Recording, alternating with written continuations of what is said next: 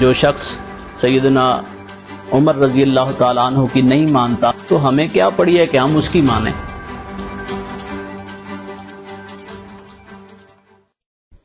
بسم اللہ الرحمن الرحیم۔ 20 رمضان المبارک کا دن قریب ہے۔ رسول اللہ صلی اللہ علیہ وآلہ وسلم کا ارشاد پاک ہے کہ جو شخص رمضان کے آخری عشرہ میں اعتکاف کرتا ہے، اللہ رب العزت اس کو 2 مقبول حج اور 2 مقبول عمروں کا ثواب نصیب فرماتے ہیں۔ اصل معاملہ اس اعتکاف کا یہی ہے کہ انسان کے اندر اللہ رب العزت کے ذکر کی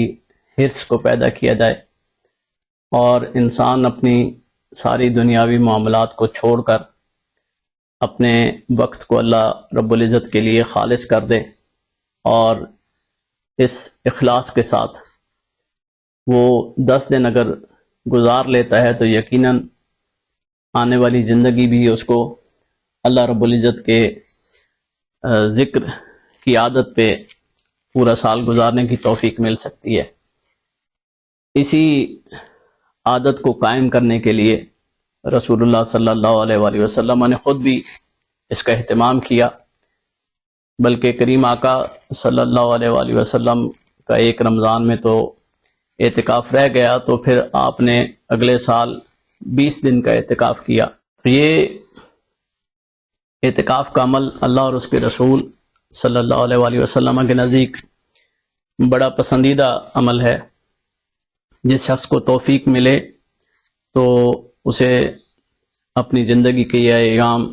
اعتکاف میں ضرور گزارنے چاہیے۔ اعتکاف کا طریقہ یہی ہے کہ جو مرد حضرات ہیں وہ مسجد میں اعتکاف کریں گے، اور عورتوں میں سے اگر کوئی اعتکاف کرنا چاہے تو وہ اپنے گھر کے کسی حصے کو مخصوص کر لے اور اس میں اعتکاف کر سکتی ہے۔ یہاں میں ایک بات کہنا چاہوں گا کہ کچھ لوگ ایسے ملتے ہیں جو ہماری عورتوں کے ذہن خراب کرتے ہیں، اور وہ یہ اس بات کی تبلیغ کرتے پھرتے ہیں کہ عورت کا اعتکاف گھر میں نہیں ہو سکتا، عورت نماز کے لیے مسجد میں آئے، عورت جمعہ کے لیے مسجد میں آئے، عیدین کے لیے مسجد میں آئے۔ یہ سارے معاملات رسول اللہ صلی اللہ علیہ وآلہ وسلم کے زمانے میں ہوتے رہے ہیں، اور حضرت عمر رضی اللہ تعالیٰ عنہ نے ان پہ پابندی لگائی ہے۔ بات ایک میری ذہن میں رکھیں کہ جو شخص امیر المومنین خلیفہ رسول سیدنا عمر رضی اللہ تعالیٰ عنہ کی نہیں مانتا تو ہمیں کیا پڑی ہے کہ ہم اس کی مانیں۔ بات سمجھ رہے ہیں؟ جو شخص امیر المومنین سیدنا عمر رضی اللہ تعالیٰ عنہ کی نہیں مانتا، ہمارے دین میں ہمارے کریم آقا صلی اللہ علیہ وسلم ارشاد فرما کے کہے ہیں، علیکم بسنتی و سنت خلفاء الراشدین، کہ تم پر میری سنت کی اتباع ضروری ہے، اور جو میرے خلفاء ہوں گے ان کی سنت کی اتباع ضروری ہے۔ ہمارے رسول تو فرمائیں کہ تم پر ابو بکر، عمر، عثمان، علی کا جو عمل ہے وہ بھی پورا کرنا ضروری ہے، اور ہمارا آج کا مولوی اگر ہمیں کہے کہ ہم نے عمر کی بات نہیں ماننی تو عرض یہ ہے کہ ہم نے اس مولوی کی بات نہیں ماننی۔ آج بھی جو عورت اپنے گھر میں اعتکاف کرے گی، اپنے گھر میں فرض نماز پڑھے گی اس نیت کے ساتھ کہ امیر المومنین نے ہمیں مساجد میں جانے سے منع فرمایا ہے، اللہ رب العزت اس کو اس کے گھر میں وہی ثواب نصیب فرمائیں گے جو مسجد میں بیٹھنے والوں کو ثواب نصیب ہوتا ہے۔ عورت اپنے گھر میں اپنی جگہ مختص کر لے، مرد حضرات بچے اگر اعتکاف کرنا چاہیں تو وہ بھی کر سکتے ہیں، جو عقل مند ہیں، سمجھ سکتے ہیں، مسجد میں بیٹھ سکتے ہیں، ذکر کر سکتے ہیں، وہ بھی اعتکاف کر سکتے ہیں۔ اور اعتکاف کے لیے 20 رمضان المبارک کی مغرب سے پہلے عصر کے وقت مسجد میں جا کر اعتکاف کی نیت کرنا ضروری ہے۔ اگر مغرب کا وقت ہو جاتا ہے تو اس کے بعد اگر کوئی جا کر بیٹھے گا تو پھر اس کو اس مسنون اعتکاف کا ثواب نہیں ملے گا، اور اس پر اس مسنون اعتکاف کی پابندیاں بھی لاگو نہیں ہوتی۔ پابندیاں کیا ہیں؟ ہمارے لوگ خاموشی اختیار کر لیتے ہیں، کسی سے بات چیت نہیں کرتے، چہرہ چھپا لیتے ہیں، تو یہ اعتکاف کے معاملات نہیں ہیں۔ آپ ضرورت کے مطابق بات کر سکتے ہیں، ضرورت کے مطابق لوگوں کے سامنے بھی آ سکتے ہیں۔ صرف یہی مقصد ہے کہ زیادہ سے زیادہ اپنے آپ کو اللہ تعالیٰ کے ذکر میں مشغول رکھیں، قرآن پاک کی تلاوت کریں، تسبیح پڑھیں، درود شریف پڑھیں، اور اپنی زندگی کا وہ جو لمحہ ہے، وہ جو ہم غیر ضروری کاموں میں نکالتے ہیں، لوگ اب تو موبائل ساتھ لے کے چلے جاتے ہیں، خوش گپیوں میں جو ہے وہ بیٹھے رہتے ہیں، بالخصوص جہاں پر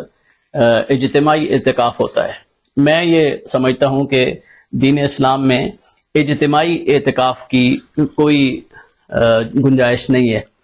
رسول اللہ صلی اللہ علیہ وآلہ وسلم بھی جب اعتکاف فرماتے تھے تو صحابہ اکرام رضوان اللہ علیہ مجمعین کے بھی،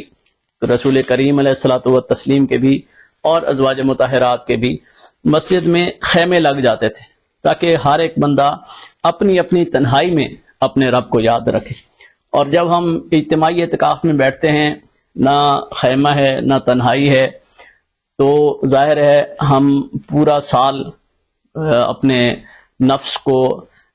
خوش گپیوں میں گزارتے ہیں، تو ہماری وہ جو عادت ہے، جب ہمارے پاس لوگ موجود ہوں گے تو ہم اس سے نہیں رہ سکتے۔ پھر یہی ہوتا ہے کہ جہاں اجتماعی اعتکاف ہوتا ہے، لوگ اگرچہ بیٹھے ہوتے ہیں لیکن وہ 1 گھنٹہ قرآن پاک پڑھ کے، آدھا گھنٹہ درود پاک پڑھ کے مطمئن ہو جاتے ہیں اور باقی وقت خوش گپیوں میں گزار دیتے ہیں۔ تو اعتکاف کا جو مقصد ہے وہ ضائع ہو جاتا ہے۔ اعتکاف کا مقصد یہی ہے کہ ہر بندہ اپنی تنہائی میں، اسی وجہ سے وہ رسول اللہ صلی اللہ علیہ وآلہ وسلم کے خیمے کی سنت پوری کرنے کے لیے ہمارے لوگ مساجد میں الگ الگ جگہ جو ہے وہ مختص کر دیتے ہیں تاکہ ہر بندہ اپنی اپنی اس جگہ پہ بیٹھ کر اپنے اللہ کا ذکر کرے۔ تو یہ تھوڑا سا تخلیہ جو ہے، تھوڑی سی تنہائی جو ہے، یہ ضروری ہے، لیکن بالکل کرام نہ کرنا، گھر والوں کو پیغام لکھ کے بھیجنا، یہ بھی جو ہے وہ اعتکاف کی شرائط میں سے نہیں ہے۔ آپ بات کر سکتے ہیں، مسائل کو بیان کر سکتے ہیں، اپنے گھر والوں سے اپنی حاجت کو پوری کر سکتے ہیں۔ اچھا، جو شخص مسجد میں بیٹھ گیا 20 رمضان کو مغرب سے پہلے، اور جو عورت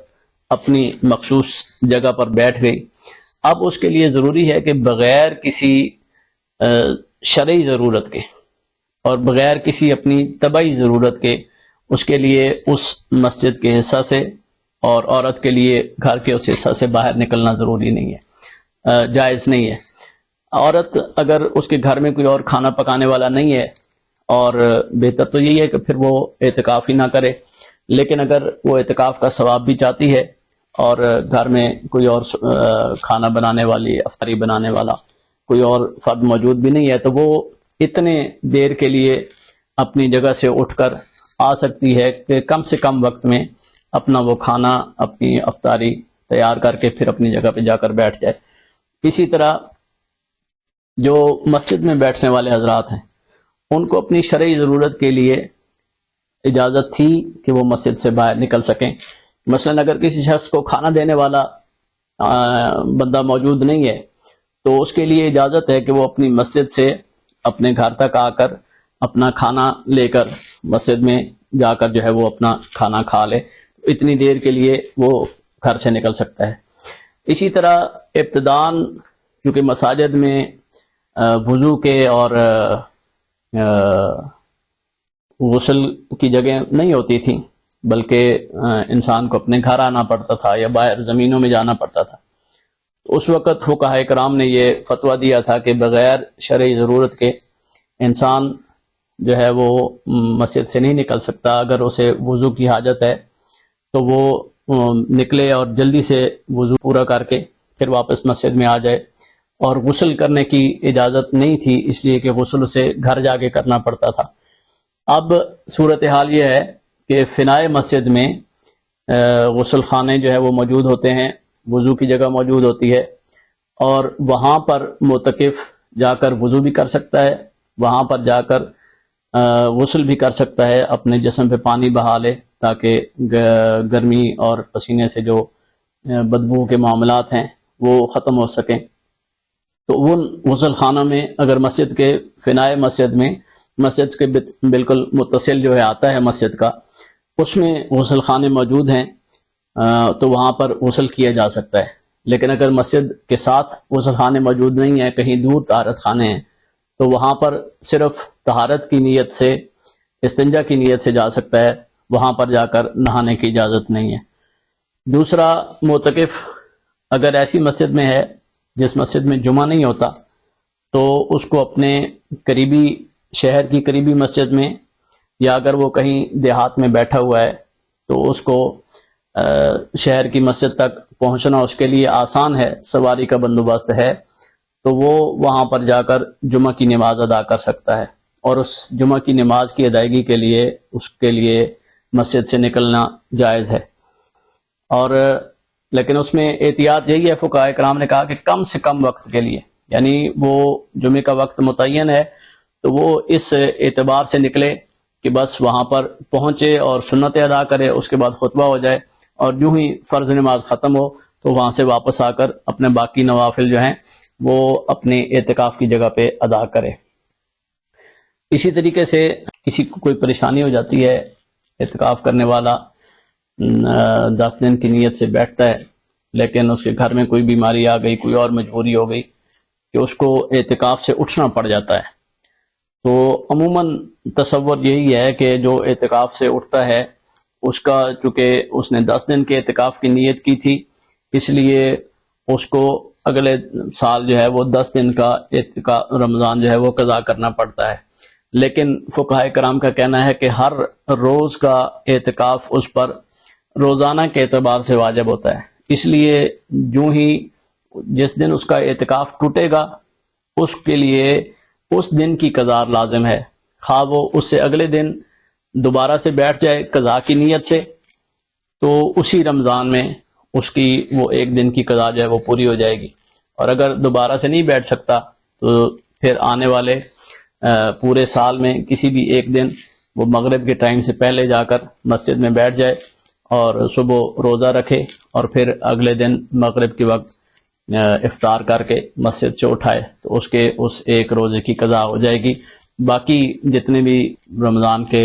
اعتکاف کے دن اس کے رہ جاتے ہیں اس کی قضا اس پہ لازم نہیں آتی۔